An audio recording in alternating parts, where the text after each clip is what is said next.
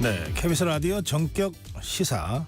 이번에는 이 야권 중진 의원 더불어민주당 정동영 의원 모시겠습니다. 의원님 어서 오십시오. 네, 안녕하세요. 반갑습니다. 제가 중진 의원이라고 소개를 해드렸는데 원로 아니신가요? 지역구가 전주입니다. 전주시 병여. 예. 그 한옥마을이 있는 곳입니까? 뭐 같은 전주인데 이제 경계선이죠. 아, 거기가. 경계선에 있습니까? 예. 그 어떻게 출퇴근하십니까? 아니면 주중에는 이제 국회가 자주 열리니까 네. 그 주말에는 내려가 있는데 예. 지역구에서 가까운 제 고향에 시골에서 삽니다. 아, 그러시군요. 예. 이렇게 휴일인데 출연해 주셔서 고맙습니다. 자, 이제 현안으로 들어가겠습니다. 우선 재보궐선거가 당장 호남 두 곳 중에 예. 특히 그 영광 군수선거가 아주 뜨겁더라고요. 제가 어제도 이 시간에 전해드린 그 여론조사를 봐도 아주 박빙으로 나오고요. 세 당이 박빙으로 나오더라고요. 지금 호남 민심이 어떤지 좀 그 말씀부터 좀 듣고 싶습니다. 뭐 지역에 이제 군수 뽑는 선거인데요. 곡성은 민주당이 좀 앞서는 것 같고 네. 민주당 후보가 영광은 뭐 아주 박빙 접전 네. 것 같은데 인상적인 건 금방 말씀처럼 진보당 네. 후보가 이렇게 솟아오른 것 같아요. 네. 전에 전주에서 네. 진보당 그 강성희 의원이 보궐선거에서 당선된 적이 있어서 네. 아마 주민들 시선이 그쪽으로도 좀 분산되는 것 같아요. 네. 결과가 당 지도부의 리더십에 영향을 줄 거다. 뭐 별거 아니다. 어떻게 보십니까? 군수 선거는 군수 선거죠. 그리고 국민의힘이 거기 후보도 내지 않았기 때문에 네. 별로 그렇게 정치적 쟁점은 없는 선거라고 생각합니다. 네. 그런데 지금 이 영광 군수 선거 관련해서 더불어민주당과 조국혁신당 간에 그 좀 거친 설전이 오갔거든요. 그러면서 지난 4월에 있었던 이른바 지민 비조, 지역구는 민주당으로 그리고 비례는 뭐 조국혁신당으로 했던 그 연합, 정치 연합이 완전히 깨지는 것 아니냐 이런 것 때문에 다들 관심을 갖고 있는데요. 이제 큰 틀에서의 협력이고 또 이런 작은 선거에서는 경쟁하는 게 또 뭐 나쁘지 않죠. 뭐 특별한 같은 목표를 갖고 있기 때문에 특별한 균열은 없다고 생각합니다. 예, 알겠습니다. 국민의힘의 이 호남 동행 전략이라고 해야 되나요? 예전에 김대중 대통령 때 동진 정책이라는 거 하는 말을 써서 그게 빗대서 이번에는 한동훈표 서진 정책 뭐 이렇게도 언론이 보도하는 것 같은데 그건 어떻게 보십니까? 지난번 21대 총선 때였을 거예요. 김종인 국민의힘 비대위원장께서 네. 같은 호남 동행위원회라는 걸 설치한 기억이 납니다. 네. 근데 이제 그 뒤에 이제 흐지부지 됐는데 이제 선거용 기획이 아니라 정말로 뭐 민주당과 국민의힘 모두 진정한 전국 정당화가 바람직한 거죠. 그런 점에서는 제도를 좀 손댈 필요는 있다고 생각합니다. 예. 지금의 선거제도요? 승자 독식 구도로 과거에는 뭐 철벽이었잖아요. 네. 지금은 이제 많이 경계가 허물어졌습니다만 그래도 승자 독식 구조는 대의 민주주의의 큰 대자 대의의 반하거든요. 사표가 너무 많지 않습니까? 똑같은 주권자의 한 표인데. 그렇죠. 그래서 제가 지난 10년 동안 연동형 비례제를 줄기차게 선도해 왔습니다만 네. 안타깝게 그 뜻이 잘 실현 못 되고 있는 것은 안타깝죠. 지금의 비례제는 준연동형이라고 부르는데요. 준연동형도 위성정당에 의해서 무력화 된 예. 거죠. 아니죠 지금 예. 사실상. 의원님 생각하시는 연동형은 어떤 겁니까?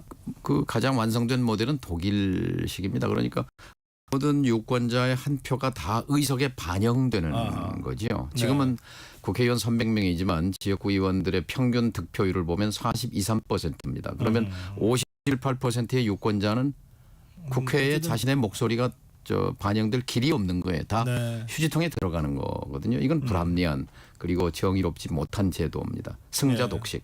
그리고 이 대통령제의 결함도 0.7% 24만 표를 가지고 200%의 권력을 자의적으로 행사하지 않습니까? 이것은 주인이 국민인데 주권자가 위임한 권력의 정신에 위임 권력의 정신에 맞지 않는 거죠. 이게 이제 바로 그 핵심의 승자 독식. 한 표라도 이기면 권력을 200%다 독점해서 마음대로 주무른다. 이 제도의 모순입니다. 이제 87년 항쟁으로 민주주의가 뿌리내리기 시작한 지 37년인데 이제는 좀 성찰할 필요가 있습니다. 네. 그 승자 독식 제도의 한계를 넘어서자라고 하면서 제안되고 있는 여러 가지 의견들이 있잖아요. 정치인들이나 전문가들이 그중에 의원님 말씀하신 연동형 제도도 있고 또 국회의원 선거제를 아예 중대선거구제로 바꾸자는 것도 있고 또는 대통령 선거의 경우에 결선투표제를 도입하자는 의견도 있고 뭐 여러 가지가 있는데 이걸 다 조합해 볼 수도 있고 그중에 한두 개를 할 수도 있을 텐데 어떻게 생각하세요? 그러니까 안타까운 거는 지난번에 촛불 1,700만 명의 촛불이 모여서 나의 삶을 개선하라고 외쳤을 때 그리고 국민의 80%가 찬성하고 의석의 거의 80%가 탄핵 가결 표를 던졌을 때 적기였거든요.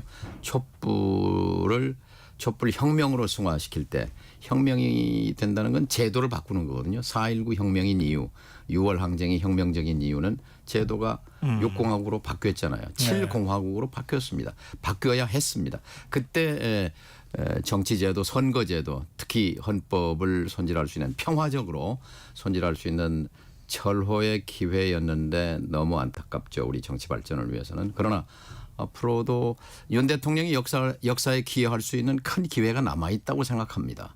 그러니까 지금 뭔가 국민들이 정치에 대한 그 분노와 불만이 가득 차 있는데 이것을 해소하는 건 결국 제도적인 개혁밖에는 없습니다. 이 제도 개혁을 위해서 큰 마음을 낼 수 있는 그런 기회가 윤 대통령 앞에 있는데 이제 국가와 국민의 미래를 좀 길게 보고 본질을 뚫어보는 힘이 필요하다고 생각합니다.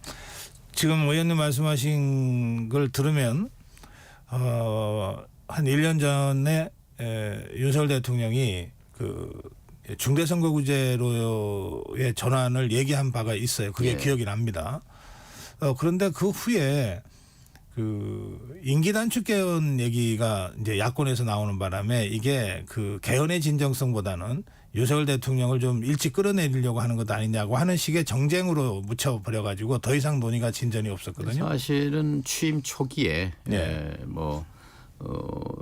예를 들면 여러분들 이제 그 같이 뭐 대화하는 자리 등에서 나는 나라를 위해서라면 내 임기를 단축해서 개헌할 용의가 있다. 뭐 이런 얘기도 윤 대통령이 발언한 것으로 들었습니다만 그러나 이제 그걸 포함해서 예를 들면 제도를 바꾸되 32년, 27년의 대선이잖아요. 그 다음 대통령 뽑힌 사람의 임기가 끝나는 32년이면은 총선과 같이 치르는 거죠. 그렇게 정상화시킬 수도 있는 거죠. 예를 들어서 4년 중임제라면 그러면 32년 개헌을 지금 얘기한다면 누구도 이해관계가 걸리지 않습니다. 윤 대통령도 내 임기를 줄이라는 거야 하는 그런 데서 벗어날 수 있고 좀 더 적극적으로 결단한다면 27년을 26년으로 뭐 사실은 몇 달 당기는 건데요. 한 8, 9개월, 10개월 정도 당기는 건데 그렇게 해서 자기 임기 중에 희생적으로 제7공화국을 여는 그것이 이제 결단의 정치인이고 개혁가로서의 대통령의 모습인데 그게 싫다면 32년으로 나와는 내 임기는 건드리지 말고 그러나 나라를 위해서는 이 승자 독식 체제를 좀 손봐야 되겠다. 근데 이제 윤 대통령은 정치 경험이 없기 때문에 검사에서 바로 대통령이 된 분이잖아요. 그래서 우리 정치에 어디가 막혀 있는지 어디를 뚫어야 정치가 정말 선진국 모양으로 돌아가는 것인지에 대한 그런 공부가 안 돼 있다는 점이 좀 공부는 그냥 되는 게 책으로 하는 게 아니라 결국 체험을 해봐야 몸으로 하는 공부인데 그 점이 좀 아쉽죠. 그런데 지금 의원님 말씀하신 것과는 전혀 좀 맥락을 달리해서 지금 야권 뭐 일각이라고 생각합니다만 윤석열 대통령을 뭐 이를테면은 거리에 걸린 플래카드를 보면 올해 안에 끌어내리자 이런 플래카드도 있습니다. 또 3년은 너무 길다 추진위원회를 조국혁신당은 공식적인 기구로 출범시켰고 조국 대표는 더불어민주당에 대해서 탄핵에 동참하라라고 공개적으로 요구도 하고 막 그렇잖아요. 국회의원 12명이 탄핵 준비 모임을 결성하기로 했습니다. 여기에는 더불어민주당 의원이 다수인데요. 그래서 지금 윤석열 대통령을 탄핵해야 된다고 생각하시는 거냐. 제가 질문하면 또 그건 아니라고 또 그래요. 더불어민주당 의원들은 대체로. 당론은 아니라는 거죠. 어떻게 생각하십니까? 정서입니다. 정서. 네. 그러니까 최근에 발표된 추석 이후에 여론조사 기관마다 최저 지지율을 갱신하고 있어요. 다 그 조사기관이 이 정부 들어서 여론조사 지지율을 조사한 이래 가장 바닥을 뭐 에이스 리서치다, 뭐 리서치뷰다, 리얼미터다, 이제 이런 게 이제 민심의 척도잖아요. 반영하는 건데 민심은 정확히 그렇습니다. 지금 이 대통령이 좀 끝났으면 좋겠다는 정서가 압도적이라고 생각합니다. 특히 얼마 전에 시사인에서 나온 신뢰도 조사, 그러니까 0점에서 10점까지 대통령에 대한 신뢰가 10점이면 100점인 거죠. 0점이면 뭐 전무한 건데 무려 45%가 응답한 사람의 100명 중에 45명이 제로라고 그랬어요. 제로. 이건 심각한 겁니다. 무신분립이라고 그러잖아요. 신뢰가 없으면 설 수가 없는 건데 지금 윤 대통령에 대해서 신뢰가 빵점이라고 생각하는 국민이 100명에 45명이라는 얘기예요. 이것은 과거 같으면 혁명 전야를 방불케 하는 그런 상황입니다. 지금 우리 사회가 안정돼 있기 때문에 그럴 분위기는 아니지만 그러나 화가 나 있는 거죠. 주권자가. 이 나라의 주인이 윤 대통령이 아니잖아요. 주권자인데 국민이죠. 잠깐 위임했는데 그 의사를 그렇게 전혀 무시하고 고집불통으로 이거는 정말 사실은 국민의힘이 이제 여당이기 때문에 그런 목소리를 내야 합니다. 벌거벗은 임금님이다. 지금 이 권력을 갖고 있어서 권력이지 국민들은 지금 그 권력에 대해서 권위를 인정하지 않는다라는 얘기를 야당에서만 나오는 얘기잖아요. 지금 여당 내에서 나와야 됩니다. 제가 그 소장파 때 쇄신 정풍 운동을 주도했던 사람인데요. 그것이 당을 건강하게 만들고 정권 재창출로 이어졌습니다. 국민의힘이 이렇게 잠자고 침묵하면 우리 국민들이 다시 정권 맡기겠습니까? 국민의힘에서 그런 목소리가 나와야 된다고 생각합니다. 그러면 의원님은 지금 시점에서 예. 윤석열 대통령 탄핵을 추진해야 된다고 생각하십니까? 탄핵으로 가는 것은 정서로는 이미 이 탄핵의 임계점을 넘었고요. 네. 그러나 현실적으로 모든 권력은 내파합니다. 내부 붕괴거든요. 그런데 최근 보면은 국민의힘이 아슬아슬합니다. 용산과 한동훈 대표 간의 갈등이 어떻게 보면 저희는 뭐 야당 입장이지만 이런 정권 운용도 있었는가 상식과 관례를 완전히 벗어납니다. 아마 어제 저녁에도 상임위원장단 원내대표단 불러서 사실은 내일 이제 김건희 여사 특검법 이제 국회에서 재표결하거든요. 그 표단속한 거거든요. 근데 그 자리에 한동훈 대표는 이제 패싱 빼고 불렀단 말이죠. 이런 걸 보면은 윤 대통령의 의지는 한동훈 대표 축출 이거 쫓아내라 하는 메시지를 분명히 당에 전달하고 있는 것 아닌가 네. 이런 생각이 듭니다. 그런 상황에서 조금 전에 의원님 국민의힘에서 여당에서 쇄신 얘기가 나와야 그렇죠. 나라가 편해진다고 그러셨는데 이 쇄신 얘기가 나오는 순간 대통령과 당 간의 갈등이 더 증폭될 가능성이 있잖아요. 그렇게 되면 맞으면 내파라고 그러셨죠. 결국은 그 탄핵으로 가게 되는 이런 정치 상황이 또 조성될 수가 있는데 그러면 탄핵을 염두에 두고 국민의힘한테 그런 걸 자꾸 독촉하는 거냐. 이런 또 질문이 가능하겠어요. 두 가지 경로가 있죠. 그게 예. 내파로 가는 수가 있고 네. 이제 정반 합의 과정이 있잖아요. 건강하게 다시 살아나는 쇄신 정풍 운동이 있었기 때문에 국민의 정부에서 김대중 정부에서 노무현 정부 창출로 이어졌던 겁니다. 그런 길을 갈 수도 있는 것이고 무너질 수도 있는 거지요. 지금 말씀하시니까 그 정풍 운동할 때 그 당시 동교동계 그 원로 뭐 건노가 고문이나 이런 사람들하고 이 소장파들이 그 대치했던 국면이 예. 저 떠오르는데요. 개인적인 갈등이 아니라 그것은 예. 민심을 대변한 예, 겁니다. 그렇죠. 지금 민심이 아마 제가 정치를 한 뒤에 이렇게 민심이 사나웠던 적이 없는데 여당은 조용하고 잠자고 있지 않습니까? 그러니까 당시에 그 이제 얘기를 하는 겁니다. 낡은 세력과 새로운 세력 간의 어떤 충돌이라 그럴까 하여튼 뭐 그런 세력적 대결이었다고 한다면 이제 그런 경험을 갖고 계시니까 지금 한동훈 대표의 리더십은 어떻게 보이십니까?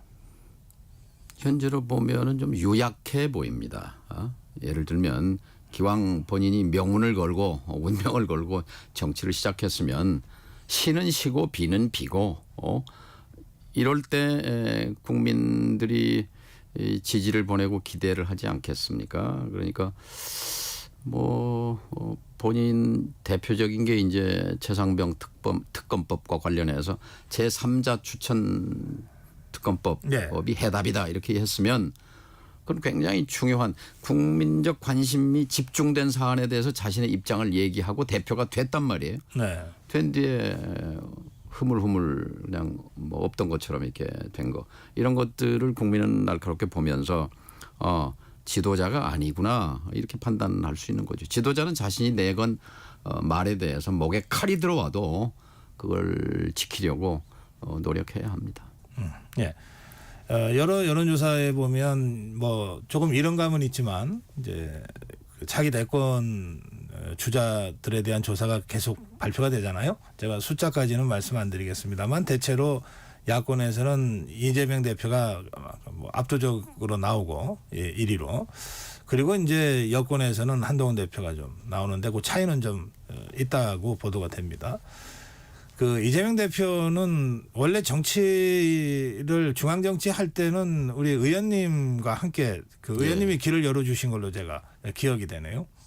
그래서 저와 함께 시작을 했죠. 이재명 대표 정치를 시작할 때. 어떻게 평가하세요? 예, 대단한 스토리를 갖고 있는 정치인입니다. 그러니까 우리 사회가 지금 사다리가 다 치워졌잖아요. 그런데 정말로 개천에서 난 용인데 우리 사회에 개천에서 난 용이 많이 있습니다만 그러나 본인이 용이 되고 나서는 개천은 돌아보지 않습니다. 그런데 이재명 대표는 본인이 개천에서 났다는 걸 개똥밭에서 굴러서 컸다고 스스로 이렇게 이런 얘기를 합니다. 그러면서 이 세상을 좀 바꿔보고 싶어 하는 그런 열정의 정치, 열망의 정치를 하고 있기 때문에 드문 표본이라고 생각합니다. 그런 스토리가 있는 거죠. 네. 그 의원님이 대선 후보를 하셨을 때가 2007년이었죠. 예. 예. 그때 이재명 대표가 이제 대선 캠프에서 일하고 그러지 않았습니까? 그럼 그때부터 시작해서 지금까지 거의 20년 가까이 이제 이재명 대표를 봐오신 셈인데 그 사이에 좀 뭐 변화가 있었습니까? 아니면 좀 변질이 있었습니까? 아니면 좀 발전이 있었습니까? 보시기에. 발전했다고 생각합니다. 특히 본인의 노선은 일관됐다고 생각하고 특히 이제 저 눈에 띄는 건 문제 해결 능력이지요. 그러니까 기초 단체장이 230명이나 200명 되거든요. 네. 근데 그 중에서 기초 단체장으로서 내가 뭘 했다라고 내세울 수 있는 사람은 극히 드뭅니다. 또 경기도지사 광역단체장 17명 중에 예를 들면 남한산성의 이 계곡 노점상 문제 수십 년 동안 누구도 손 못 댔던 거 뭐 특별한 분쟁 갈등 없이 그런 문제를 해결해낸 솜씨 같은 걸 보면 네. 그런 그런 문제 해결 능력에 있어서는 국가 운영 능력을 이미 검증받았다 뭐 이런 생각을 합니다. 그런데 지금 이재명 대표에게는 사법 리스크라고 하는 큰 이제 짐이 있지 않습니까? 그리고 11월부터 이제 계속 선고 1심이지만 선고가 이제 예정돼 있고요. 그건 어떻게 보시죠? 예. 아까 검사 하다가 바로 대통령이 되신 분이라고 했는데 안타까운 것은 그러니까 결국 공화국의 대통령이잖아요. 공화국의 대통령은 삼권 분립 위에 존재하고 그 삼권 분립 속에서 견제와 균형이 이루어진 속에서 주권자에게 봉사하는 것인데 이 대통령의 권력을 가지고 자신과 경쟁했던 정적을 죽이는데 골몰했던 지난 2년 반이라고 생각합니다. 예. 수십 명의 검사를 2년 넘게 수백 번의 압수수색을 해서 검찰권이 갖고 있는 그 기소 독점적인 권력이 기소권이 네. 있지 않습니까? 이제 기소를 해서 또 구형까지 이제 최대 한도로 구형을 한 검찰 정권에 의한 검찰 정권을 위한 검찰의 어거지 수사와 무리한 기소라고 보기 때문에 이것은 정권 죽이기의 연장 속에서 봐야 되는 거지 현미경을 가지고 뭐 1심 결과가 어떻게 나오느냐 어떠냐고 얘기하는 것은 본질을 놓치는 거라고 생각합니다. 예. 그 지금 국회 상임위의 과방위 위원으로 좀 활동하고 계시죠. 그래서 한 두 가지 과방위 관련 질문 좀 드리겠습니다. 우선 이제 언론인 출신이시기도 해서 그 이 방송법 관련해서 이 대통령의 제의 요구에 따른 재표 결과가 이제 폐기가 되고 이제 이런 상황인데 우원식 국회의장이 방송사법 관련해서 범국민 협의체를 제안했거든요. 마치 의료개혁 해결을 하기 위해서 여야의정협의체 구성하듯이 뭔가 좀 그렇게 좀 해보자는 제안인데 이게 범국민 협의체라고는 하지만 여당이 참여하지 않으면 저 의미가 없잖아요.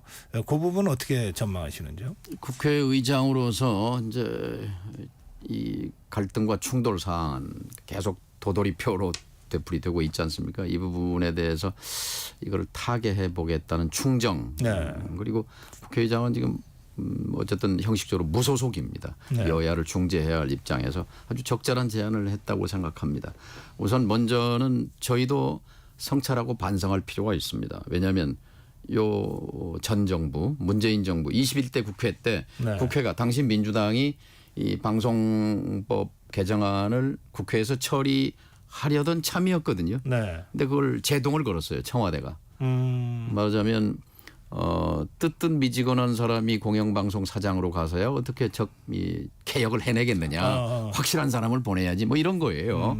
그래서 사실 그때 이제 방송법 개정의 취지나 지금 방송사법을 개혁하려는 거나 같습니다. 네. 같은 취지예요. 그때는 할 수 있었어요. 근데 그걸 못하게 막은 청와대는 어리석었죠. 그리고 그것을 돌파 못한 민주당은 맥이 없었고요. 그 점에서 이 점을 인정하고 반성하고 사과해야 합니다. 네. 그리고 대신 자 공영방송의 핵심은 공익하고 공정성이거든요. 공익하고 공정성은 어디서 담보됩니까? 독립성에서 오는 겁니다.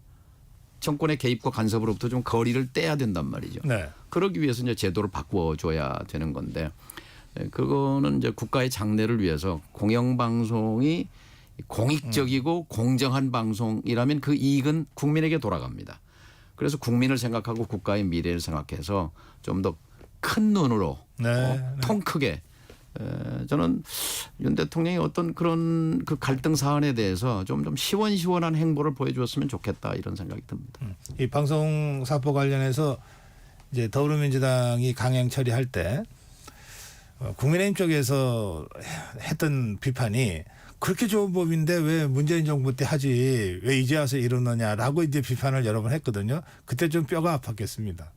그렇죠. 물론 저는 그때 이제 민주당에 있지 않았습니다만 그거를 이제 국회에 있지 않았죠. 예. 그때는. 근데 그래서 제가 그 부분을 인정하고 네. 반성하는 토대 위에서 우리가 그렇군요.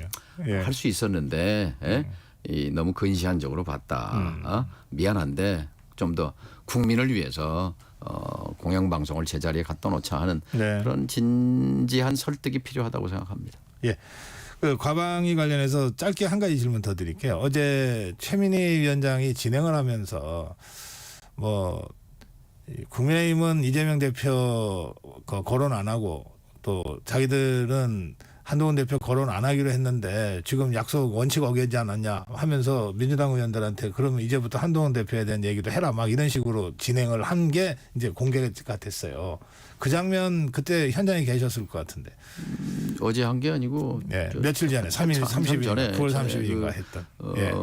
방송통신위원장 청문회 때도 계속해서 이 정쟁의 장으로 상임위를 그 변질시키지 말자. 네. 그 의제에 충실하자 그런 취지로 해서 신사 협정 같은 그런 예. 분위기가 됐었죠. 근데 이제 개별 의원은 또 돌출적 발언을 하기 때문에 뭐 위원장으로서 그렇게 대응을 한 것인데 어쨌든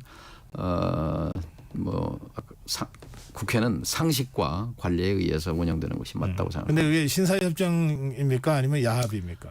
신사협정이죠. 말하자면 그 지금 청문회 같은 청문회에 증인이 나와 있으면 청문회 증인과 관련해서 거기에 집중하자. 집중하는 것이 맞는 거죠. 예. 양당 간에 대표 거론하면서 정쟁하지 말자. 그렇죠. 예. 이런 신사협정이었다. 이거는 예. 큰 틀에서 국회 전체에서도 좀 지켜져야 할 원칙이라고 생각합니다. 알겠습니다.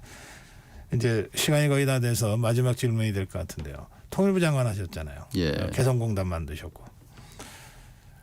지금 북한은 김정은이 적대적 두 국가다. 예. 이러면서 통일 관련 들어가는 단체 다 없애버려라. 뭐 이런 정도까지 지시가 있었고 실제로 한국에서 활동하던 그 진보 진영의 통일 관련 단체가 다 자체 해산하기도 하고 막 그런 상황 아닙니까? 통일부 장관을 지낸 이 야권 중진 의원으로서 지금의 이 남북 상황을 어떻게 보고 계시는지 그리고 어떻게 좀 해야 된다고 또 조언하실 건지. 30년 내 최악의 최저점에 이르렀어요. 최저에 왔다는 건 이제 올라갈 수도 있다라는 것인데 방법은 113 회복입니다. 113이라는 건 뭐냐?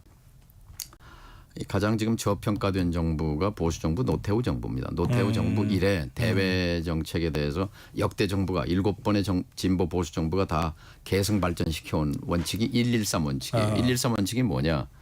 한미 동맹을 기축으로 해서 1. 남북 관계를 기본으로 해서 남북 기본 합의서 남북 관계 기본 합의서를 남북 축으로 기본 해서 합의서. 그게 예. 1이죠. 그다음에 3은 뭐냐?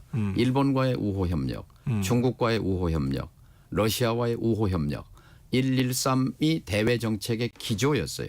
그 기조를 유지 발전 속에서 우리는 중진국 함정에서 벗어나서 선진국으로 갔습니다. 우리의 경제 영토는 양날개로 활짝 펴졌어요. 네. 부채살처럼. 그런데 이것이 이 윤석열 정권 2년 사이에 부채가 접혀버렸어요. 알겠습니다. 113이 311로 갔어요. 3적대. 북한과 적대, 러시아와 적대, 중국과 적대. 그리고 한미동맹은 유지되는데 1중심. 일본을 중심에 놔버렸어요. 그래서 경제 영토는 쪼그라들고 국익은 실종됐다. 다시 113의 회복이 답이다. 이렇게 생각합니다. 여기까지 듣겠습니다. 말씀 잘 들었습니다. 고맙습니다. 감사합니다. 예, 더불어민주당 정동영 의원이었습니다.